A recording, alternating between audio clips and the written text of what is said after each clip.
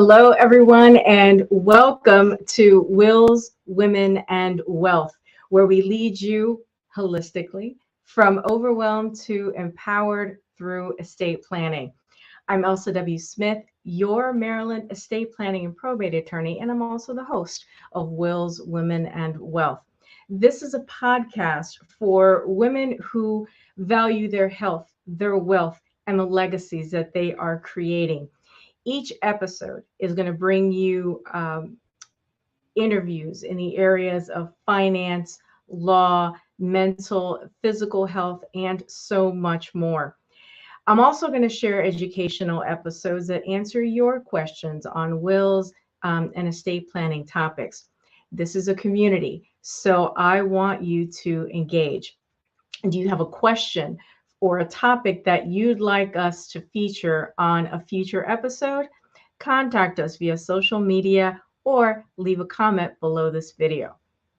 This and all future episodes will be available on YouTube, Spotify, Apple Podcasts, and Google Podcasts. Now, on with the show. I am pleased to share that my guest today is Daily Money Manager Peter Gordon, and he's the founder of New York Financial Organizers. Now, before I bring Peter on, I want to tell you a bit about him. Peter's focus is on client service and marketing. After learning to navigate the tricky waters of Medicare, Medicaid, community trust, and estate planning for his own parents, Peter began New York Financial Organizers in 2015. His goal is to help others gain peace of mind and security with their families on their own and with respect to their financial affairs.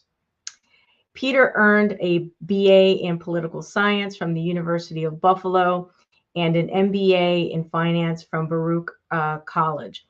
After spending 3 years at Sanford Bernstein and Company in marketing services, he began his own computer graphic design business, Gordon Associates Incorporated, in 1990. In 1997, Peter teamed up with Harvey Applebaum, an award-winning creative director, and formed Inc. 3. In 2005, Inc. 3 was sold to Cape Printing, a Clifton, New Jersey company, and rebranded as Cape Multimedia. In 2011, Peter became the director of new business development for Dorian Orange, a motion design firm dedicated to producing captivating, innovative, and memorable brand messages. Peter is a member of the American Association of Daily Money Managers and is a past president of the Greater New York chapter of the AADMM. He is a certified senior advisor, a member of the Orion Resource Group, a past co-leader of its Manhattan chapter, and has taken courses in geriatric care management at the Brookdale Center for Healthy Aging. He lives in Bayside, New York, is married, and has 2 sons. Without further ado, I'd like to welcome Peter Gordon to our stage. Hi, Peter. Hi, Elsa. How are you today? I'm fabulous. It is wonderful, wonderful to have you on the podcast. Just as a personal note, Peter and I, we are professional associates. We're friends. We met via another marketing, video marketing service that we're both members of, Video Socials, and we have known each other easily, Peter, I'd say over 2 years, easily. I think it was before the pandemic. Yeah, I think so too. So it, and it's such a small world. I mean, I'm focused on estate planning and probate, and we're going to learn a lot more about everyone about what Peter does, and you'll see why, it's just, there's just a great synergy between what Peter does and what I do. And that's why I wanted to bring him on the show and share all the good stuff that he's doing with New York Financial Organizers. So Before we start talking about your amazing company, we want to know a bit more about you. So if you would give us, I know I shared a bit in the You shared intro. a lot, Right? actually. Is there anything, on the more personal side, that I didn't cover, and just kind of give us some of the highlights? Well, this is my third career. I started, I spent 10 years doing more on the operations side of Wall Street and trying to figure out what I wanted to do. Got my MBA in finance, went to work for a great company called Sanford Bernstein and Company. I actually became a broker. I had a broker as a Series 7, but it just didn't do it for me. I wasn't comfortable, ironically, talking about people's money and their investment at the time.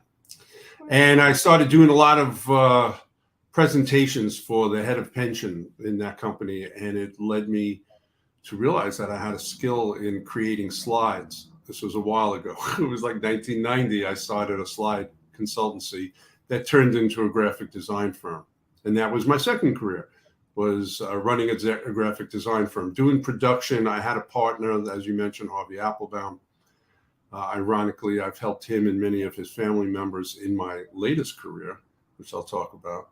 Mm-hmm.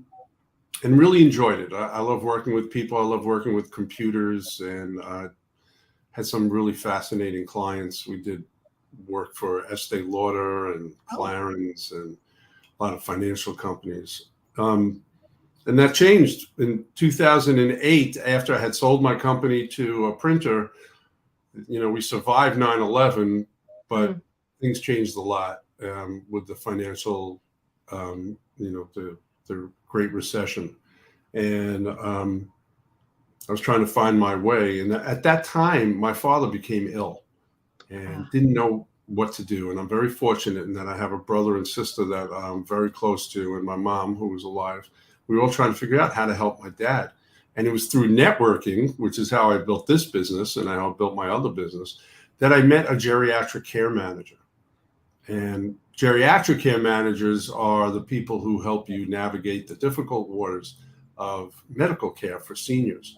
And that really changed our lives with my dad and eventually my life with my business. And my father passed away after a couple of years, and then my mother became ill and had dementia and was bedbound. And I helped both on the medical, guiding her with the medicals with my sister, but did really all the financial work. And found out about a great program called Community Medicaid in New York State that allows people to age in place. You don't have to go to a nursing home. And that really allowed my mother to keep the dignity that she wanted by staying at home. She had full-time aides, and it was paid for by New York State. And I worked with an attorney to set this up and learned a lot about it and learned a lot about estate planning. Now, I'm anything but an attorney. I am not Elsa W. Smith. And but I've learned a lot to be able to support people in their estate planning needs, always with an attorney. I do not give advice. I don't give investment advice as well. That's not what we do. We help organize people's finances. And I started the business in 2015. And a few years after that, my oldest son, Jacob, came to work with me. He was trying to find his way out of school, and he actually studied acting and sociology and psychology, and just started part-time. And he's turned into a partner, and we have a wonderful relationship. I'm really fortunate. It was not the plan to work with my son. Definitely not the plan. I could never have worked with my dad. But it's very different, and it's wonderful. And he's going to be 30 next month, and he's setting out on a really wonderful career in being a daily money manager. And we like to call ourselves financial organizers because nobody knows what daily money managers are. They've been around for a while. They started in your part of the world, in the DC area, and there are a lot of them there. And we help people pay their bills. We help people deal with insurance claims. And we do all the non-investment side of finance for our clients. And you're touching on stuff that I wanted to ask you about, like what do you do? Because a person, first of all, you clarified, so you are a daily money manager, but you prefer the financial organizer title, or are they one? I don't really care. I want to help people. I know. I love That's it. what I do.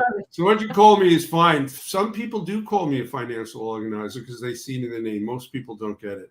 And most people don't know what a daily money manager is. But generally people say, oh my, I wish I'd met you earlier. This is really, we need this help.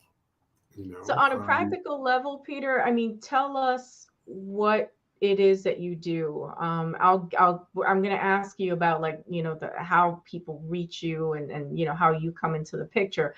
But what is it that you do? What are the services that you provide? So more often than not, we're helping people pay their bills, track their transactions, and look at their finances, not necessarily their investments, but their budget and what their expenses are. And the way we do this is by using Quicken.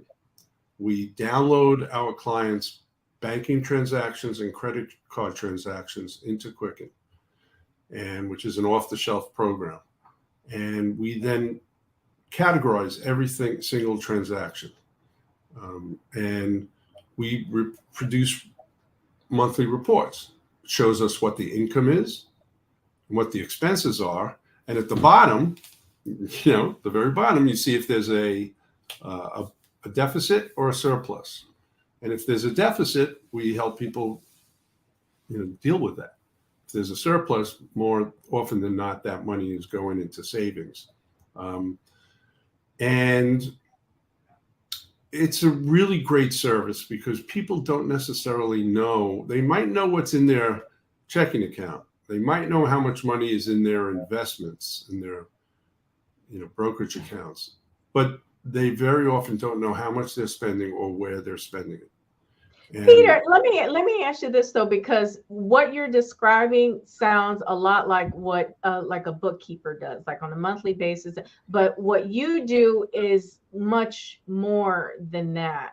And if you could distinguish, what makes you different than, say, just hiring a bookkeeper. Sure. Well, some people call us personal bookkeepers. It's not unusual. But a bookkeeper does the books. That's all they do. And for us, while this is, as I like to call it, the backbone of our business, because it gives us really important data to help our clients make decisions, it's kind of the tip of the iceberg. So for one thing, we help people if they have long-term care insurance. A lot of our clients do. We help them process those long-term care claims. And it's not that simple. I mean, it's not rocket science, but it takes work. And there are certain things that have to be followed. And once you get to that point where you can make a claim, well, every month or every week, depending on the insurance company, you have to submit the invoices, and then you have to watch for your for the money being sent back to you and make sure you get reimbursed for every week that you've been paying. And that takes work. And more often than not, somebody who's on long-term care insurance is probably in their late 70s, early 80s, 90s. And it's difficult for them to do that. So sometimes their family members do it, but sometimes the family members don't have the time to do it, or there are no family members. So that's an example of one of the things that we do. And we also work with other insurance claims. It doesn't have to just be long-term care. It can be all types of medical claims.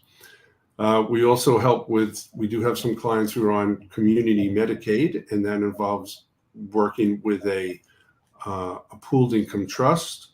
Again, not rocket science, but something that takes a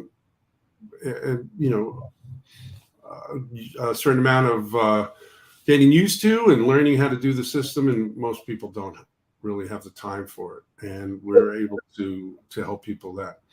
Peter, who are the, like, because we're talking like pooled income trusts and other things. Those are terms that are familiar in my world of estate planning. So who are the types of people that reach out to you, and what is a typical example of somebody reaching out for your services? Is it the adult child that has now turned into caregiver and needs assistance? Is it the estate planning attorney like myself that seeks out your company's assistance? Or is it any one of a number of other professionals? Kind of give us an idea of who reaches out to you and how you come into the picture. Sure. So most of our leads are referrals from professionals, and that would be from people like yourself who are trust and estate, or very often elder law attorneys. And that could be directly to the client, or it could also be to the family member of the client. We also do a lot of work with geriatric care managers, and that's who I mentioned earlier. That's how I first entered the world of geriatric services. And we say geriatric care managers do the pills, daily money managers do the bills. That really, it kind of explains what we do. Mm-hmm. And a geriatric care manager will be hired and will come in and see, really get to know the individual and see, wow, they're having some issues paying their bills. Sometimes they're having issues paying the geriatric care manager. So they'll refer us. That's very common. We also get referrals from home health care agencies because, again, they're dealing with the elderly. So it's very often, those are three excellent sources, but really care managers and attorneys are the best sources of business. Sometimes. Oh, I'm sorry. Go ahead. No problem. Sometimes we get some inquiries online also, and not all of our business is with seniors. So we do work with, I would say 85% is seniors, but 15% is high net worth individuals.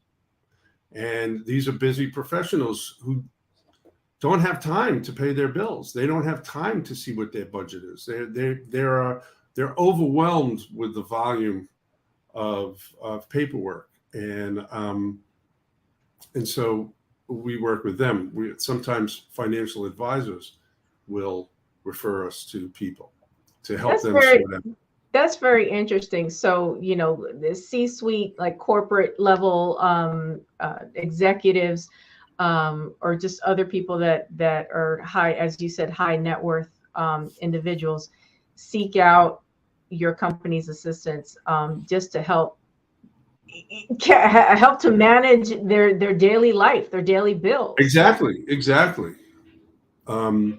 What we're able to do, with our bookkeeping, is we're able to see just where the money is going, and people don't always know where their money is going. So we have a client who was spending an awful lot of money, and she didn't know what was going on, and she had a couple of properties, and she was giving money to charity and not sure how much, and she made a very good living. And what we were able to do was able to break it down and show her just how much money was going where. And by giving her that information and for her to look at the trends of her spending, she was able to make changes. And it's worked out really well, where we pretty much work with her just to track her expenses and work with her accountant. She's really has things under control, which is phenomenal. And that's a wonderful goal. I mean, yeah, okay, so we're not doing the money, we're not making the money every month by doing the work for her, but that's okay because we've empowered her to do it herself and manage spending herself. And so that's definitely a success story. Peter, when I mean, now, we know that you not only deal with individuals individuals who are seniors, who are elderly. You also deal with high net worth individuals. But I want to go back to seniors and elderly individuals.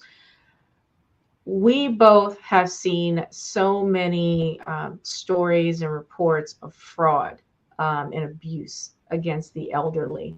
Um, first of all, have you seen it in your practice? And tell us a bit about what you're doing in that area to try to educate others about fraud and abuse against the elderly. So we have seen it an awful lot. Sometimes people come to us too late, you know, and Jacob and I are actually giving a presentation, not this Thursday, but next Thursday, a 90-minute presentation on scams and frauds. And so we've been educating ourselves even more. And I mean, it's very scary, you know, and I have examples of clients and friends and family members who've all been scammed. Some have been able to prevent it. I mean, this is a great story. Literally last week, I work from home. My wife works from home. I hear my wife on the phone. Oh, just a minute. Let me get my husband. He'll be able to help us. I said, "What's this?" She goes, "Oh, I had a problem. I have a virus on my computer, and Microsoft is on the phone." And I said, "Okay, thanks for telling me." And I got on the phone and I said, "Goodbye," and I hung up because that will never happen. And my wife was a victim of Scareware. And Scareware, there's malware where your computer actually gets infected. Scareware is where you click on something online and up pops a screen and it says, "You have a virus. Call this number." You really don't. And it's not in your computer. It's on the internet. But you call the number. They get you to download a program, which my wife did, to give you access to your computer. And then they could they could do whatever they want.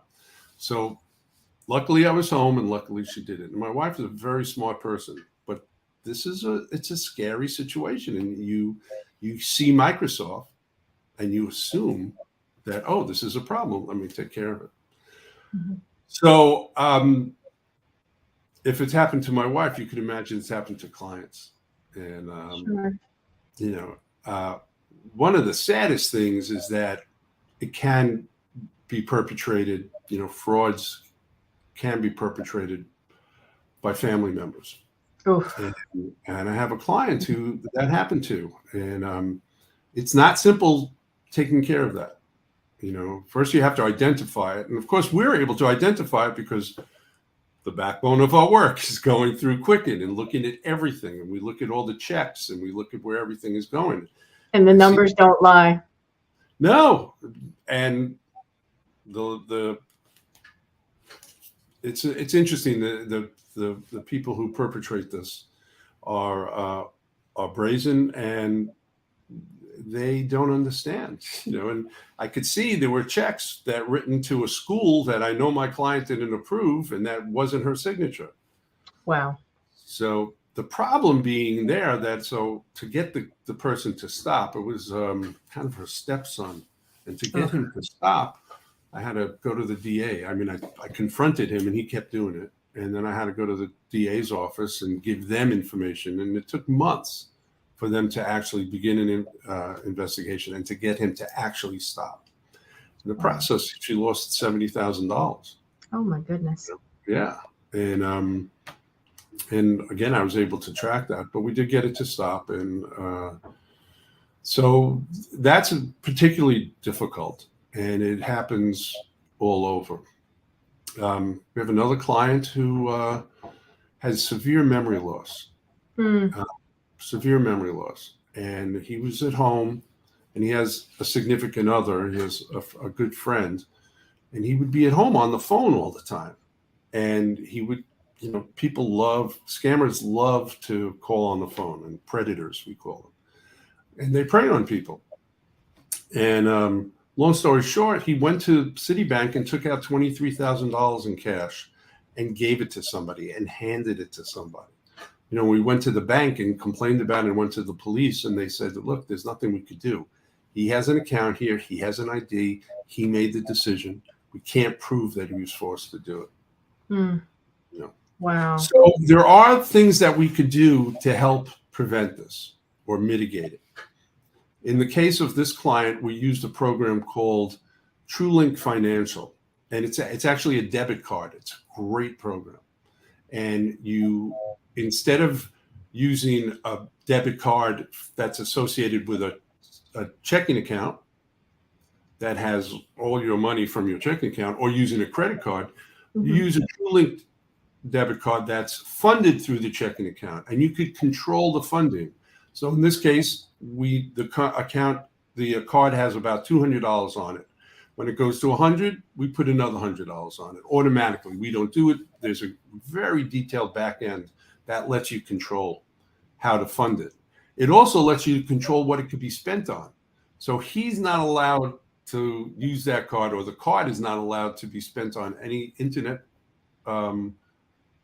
transactions or telephone transactions, except for restaurants, because he orders Chinese food. So it could get down to that detail. Peter, that's amazing, and a very like a micro level of control. Yeah, and in the case with this client, he, as I mentioned, he has very little short-term memory. So he'll make a purchase and get that high, he'll get the experience of making the purchase. And when it's denied, which inevitably it is, he won't know and he won't remember. It's kind of an interesting way around it. So that's a really wonderful program that we give to. I have clients who actually don't necessarily need it, but they like using that as opposed to using a credit card or a debit card associated with a bank. Peter, since you're giving or having a significant amount of control, let's say using the debit card you mentioned, and the other things that you do, are you granted a power of attorney by these individuals or by family members? How does that work? That's a great question. So we don't have to be given a power of attorney to have access to somebody's checking account or credit card account. Actually, the banks don't like it, and they don't encourage it, but it's actually safer because we're tracking it. And, if you have the right person doing it, but in our contract, in our letter of agreement, it says that we're able to get this information, that we have permission to do it. And so that allows us. And in many ways, we don't necessarily want to be power of attorney, because when you become power of attorney with somebody's account, while it gives you access to everything, it also can limit you, because then banks like credit. Like I have a client who we're working for, who's power of attorney for his brother, and he has an AT&T universal credit card that's through Citibank, and as power of attorney, he can't get online access. They limit that. You can only get the statement, and it makes it difficult for us to track things because you have to input everything into Quicken from the statement. It's not the end of the world, but it's an inconvenience. However, we are power of attorney for many clients because they're not capable of doing this work.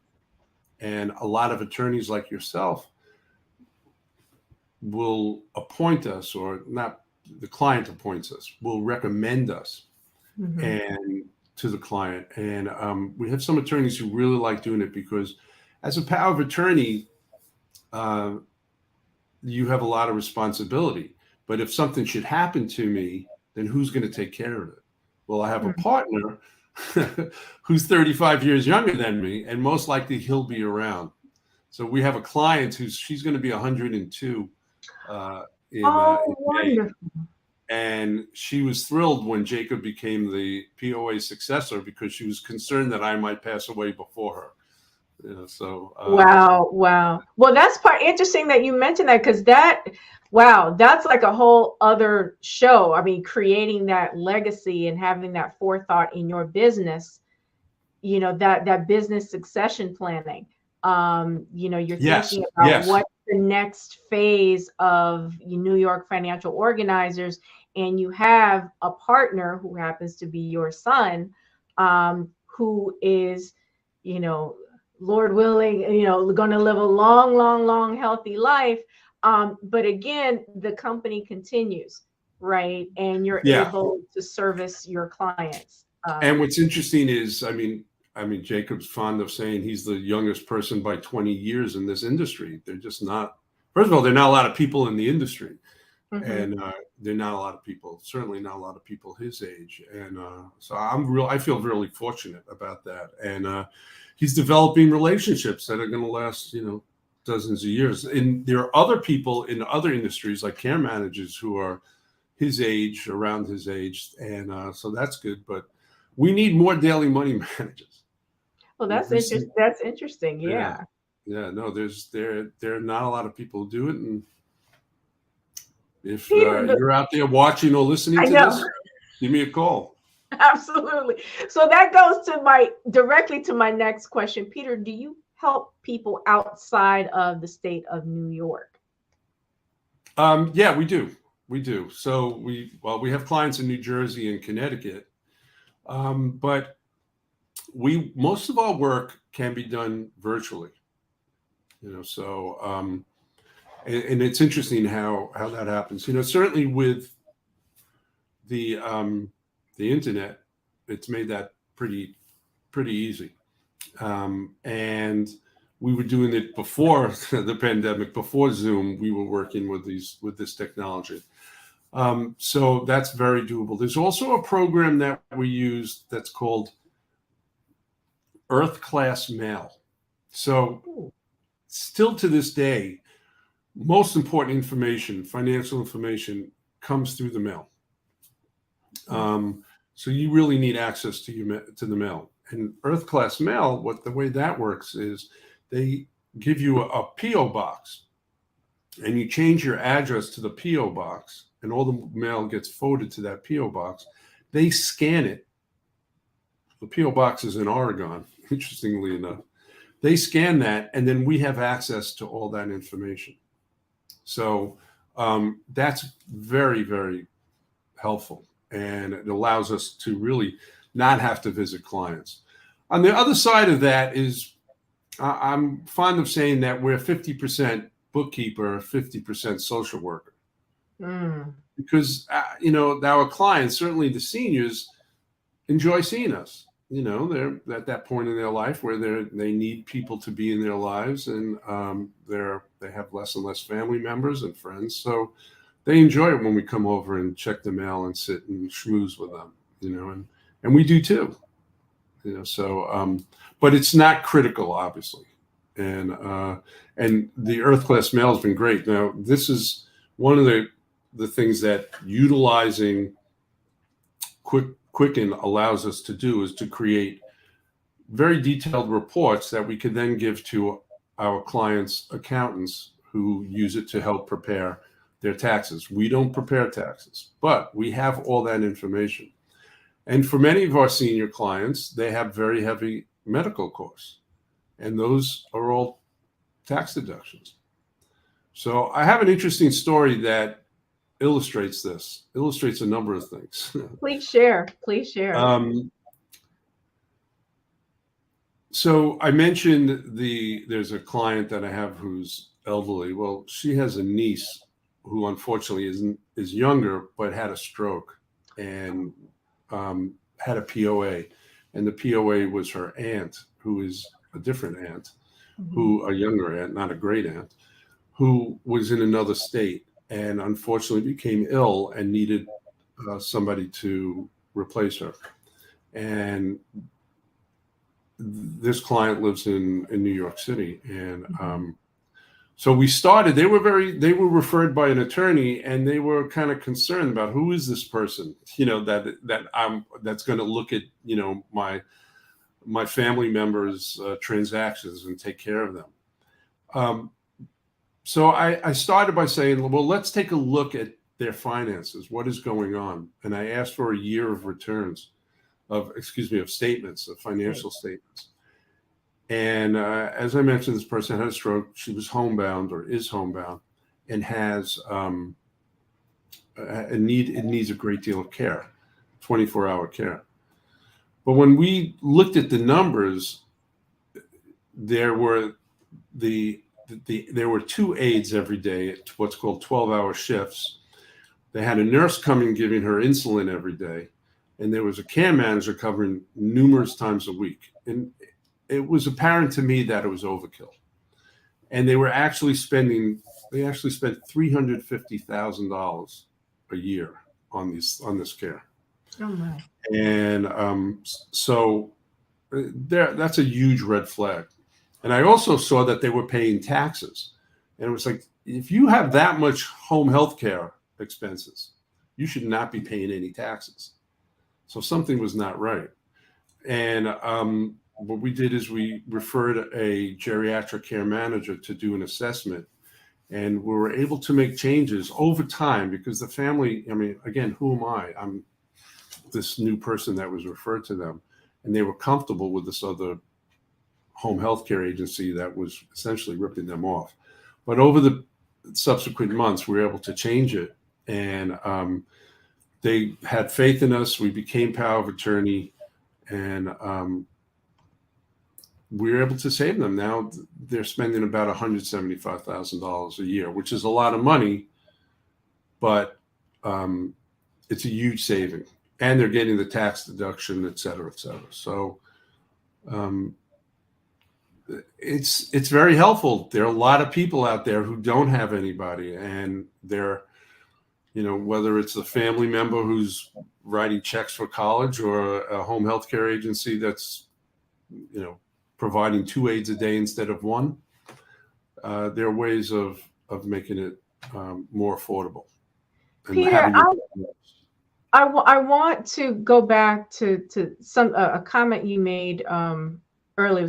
Just how you take the time to visit some of your clients, as you said, to go over mail and whatnot. But you commented that they really enjoy your company because a lot of them are alone. Can you speak to like what your experiences are with your clients, and how, the fact that, we're, as a society, we are aging, we are living longer.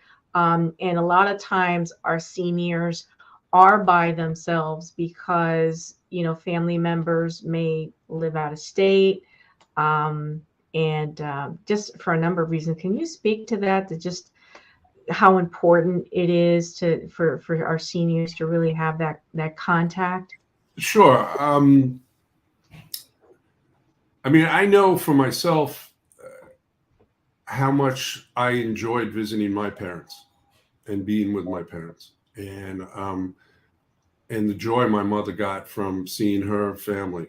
And so when I think about others who do not have that, it's hard. It's very sad. So, I mean, I certainly see the value. And there are people who are just dying for company all over this country, and so for us, it's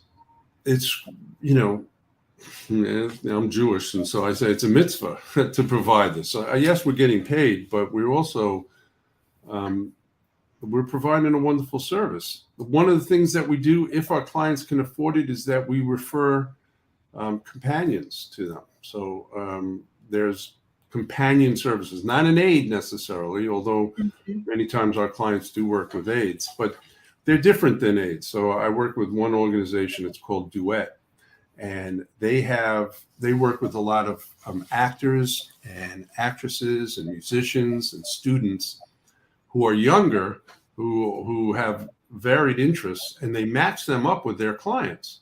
So for instance, I have a client who is really into the stock market. Mm-hmm. and he doesn't really have anybody to talk to. He's now in assisted living, and we're setting up a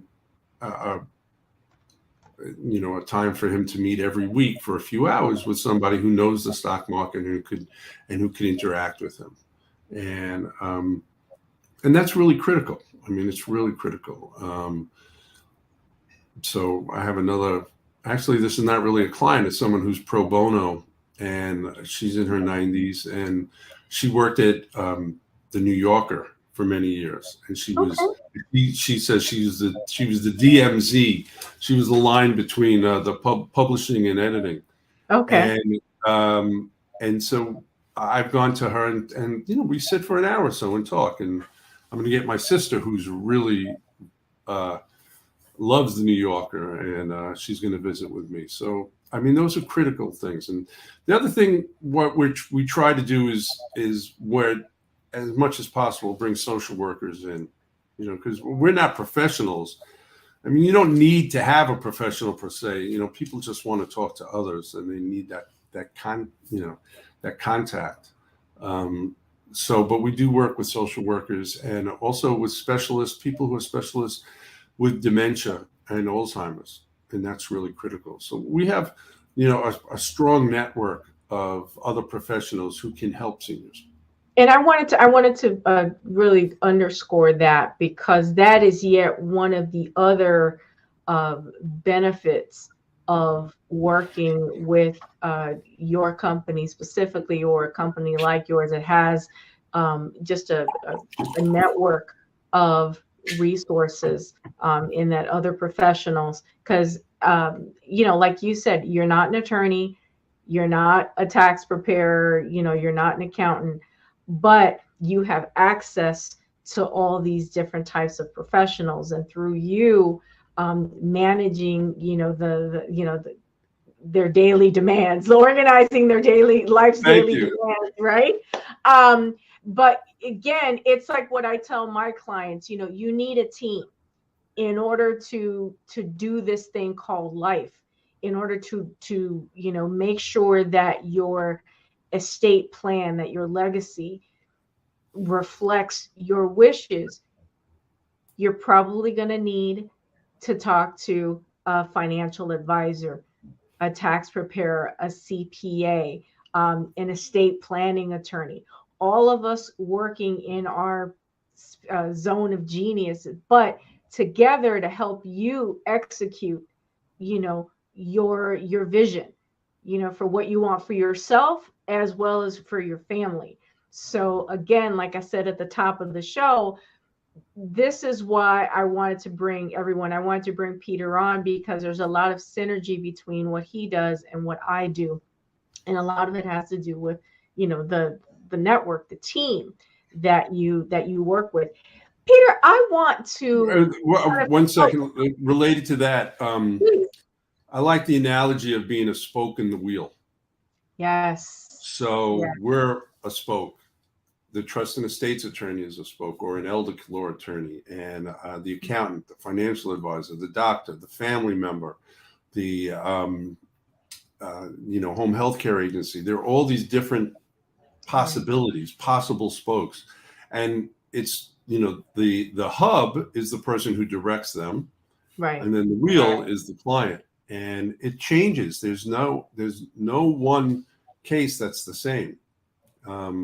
And that hub is really important because they're directing it. And it could be, ideally it's a family member, but very often there isn't a family member. And that's when it could be the power of attorney. It could be a variety of things. Like I have a client who's a power of attorney for his brother. Okay. And he I was introduced to him because he had to put his brother into a assisted living. Okay. And the person who directed him to the assisted living directed him to me because he saw his brother, the fellow's brother was overwhelmed. And so it's really, I couldn't agree more. Peter, and you touched on, that's okay. We're all, so many of us are working from home, or we got pings and dings and everything else. But listen, I wanted to touch on something you just said, that this person who found you was feeling overwhelmed. And the point of this show is to lead people from overwhelmed to empowered through estate planning. Talk to us briefly, if you would, about how the impact of like your company coming in, removing the overwhelm from families, and maybe even improving the relationship between that adult child, or that loved one, and the person who needs your help. The fact that you're making sense of the chaos and reducing the stress. Talk to us a little bit about that. Well, it's what's so rewarding about the work we do. Mm-hmm. Hearing from people about the difference that we make in their lives, whether it be directly with the client or a family member. It's fantastic, so I'm thinking back about I have certain go-to people that I use for references, people I haven't worked with in years. And there was one client, he was very wealthy and very difficult, like really difficult. And he lived in a very big house, and one child lived in Westchester and one child lived in Colorado, and it was very hard for them to deal with him, with him, really hard. And I came in and I was able to take the brunt of it all, and he used to scream and yell at me and berate me. But I almost became a member of the family, and they're incredibly grateful because they know they couldn't do it on their own. And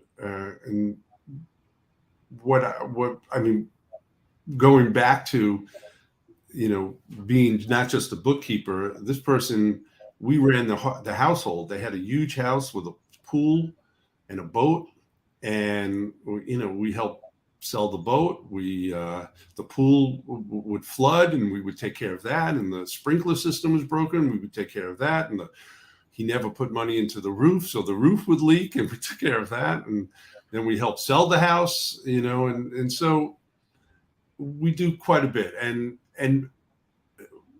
I don't think I've ever had a client not be appreciative of it, or not one of the family members, at least. Like that particular client was not a happy camper. He didn't like many people, but the family was thrilled. That's and we just take pressure off them. We had another client. He recently passed away, and he had a lot of issues, personal issues, and we were not power of attorney. We did not need to be. We helped him move down to Florida, and eventually his daughter kind of took over the reins. She was like, well, I think I could do this with your help. So we just did the reporting. We paid some of the bills. We stayed with the Quicken because she really needed that. And then she took care of everything else. And every now and then she would call us. So like she had a question about buying a van for a handicapped person, for a disabled person. And I was able to point her in the right direction. And that was a great relationship because she was really happy. She wasn't spending a lot of money taking care of her dad, but she had all the information she needed. And she was beyond grateful.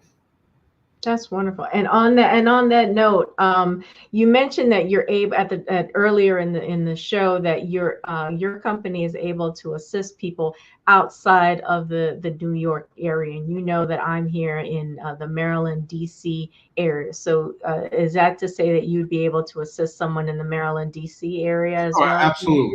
Absolutely, yeah. We certainly could if. And I probably know people down there who might be able to help them as well if it didn't, if it didn't work out.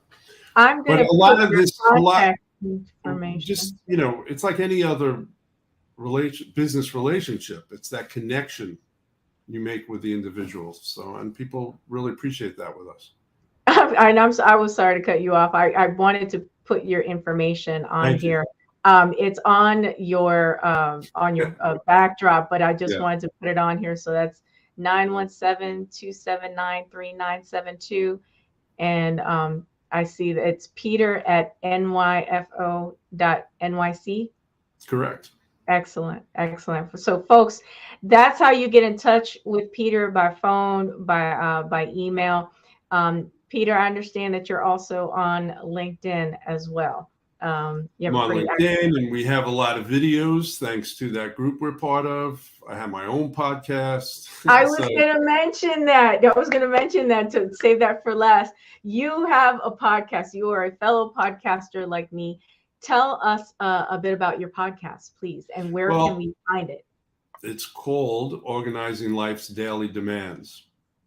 It's a lot, but if you put in Organizing Life's Daily Demands podcast, you'll find it, and it's up on Spotify and Apple and other popular podcast sites. But we also do videos, and what we do is we interview other professionals who can help you organize your life's daily demands. So not just in what we do, but the people that we like to refer, and it's enjoyable. I love, just like I know you love doing this, I love doing that too. I do. It's a And joy. it's on our YouTube channel. So if you go to our website, if you go to our website, then there's a little YouTube icon. We're in the process of updating that. By the end of April, it'll be a little snazzier. That was my old world. Interestingly enough, I've hired somebody who used to work for me to do the refresh. I love it. There's a lot of good information there. Well, a refresh or rebranding is a good thing. You know, it just breathes new life into what you're doing. But yeah, I wanted to make sure people knew about your podcast, and just the great work that you're doing. Peter, it's really been a joy to have you as a guest on my podcast. You do such important work, and you're helping people, not only in New York State, but in the area. And as you've just said, you're able to assist people here in the Maryland, DC area. So, folks, I'm going to put Peter's contact information up on the screen one more time. And just so you know, his information will be available in the show notes for those of you who are going to catch this on the replay. Peter, do you have any final comments? Again, thank you so much for being so gracious with your time. Any last comments? Yeah, I do. Anybody who's watching this should absolutely contact Elsa. She is an astounding individual, first of all, and we've never met in person, but we see each other almost once a week. And the care that she puts into crafting her message and crafting her services is remarkable. And she's all about helping others, just as I am, and we're lucky, we're fortunate that we can make a living doing this. But before all, I know Elsa really cares about helping people, and that's what makes her so special. Thank you. Thank you so much. Everyone, Peter Gordon with New York Financial Organizers, Inc., and he's also the host of the Organizing Life's Daily Demand podcast. Peter, I will talk to you soon, and excuse me, have a wonderful, wonderful rest of your day. You too. Peter Gordon, everybody, wasn't he just an amazing guest, doing such good work, not only for our seniors, but also, as he said, high net worth individuals that just need help managing their money and their life, and that's why he's there. So I hope you have enjoyed this podcast. Make sure, share it, leave us a comment. And, tell us, if you liked it, tell us if you want more of these types of guests. So we'll make sure and make that happen. Everyone, I am Elsa W. Smith, your Maryland estate planning and probate attorney. And just before I go, I want to mention, if you have any questions or if you need assistance with your estate planning, or if you're in or about to start the probate process, I want to invite you to book a free 15-minute call with a member of our team. There is absolutely no obligation, but at least it's going to put you going in the right direction. So the link to that will be in the show notes as well. I'm Elsa W. Smith, saying thank you so much for joining me on another episode of Wills, Women, and Wealth. And I'll talk to you soon. Take care.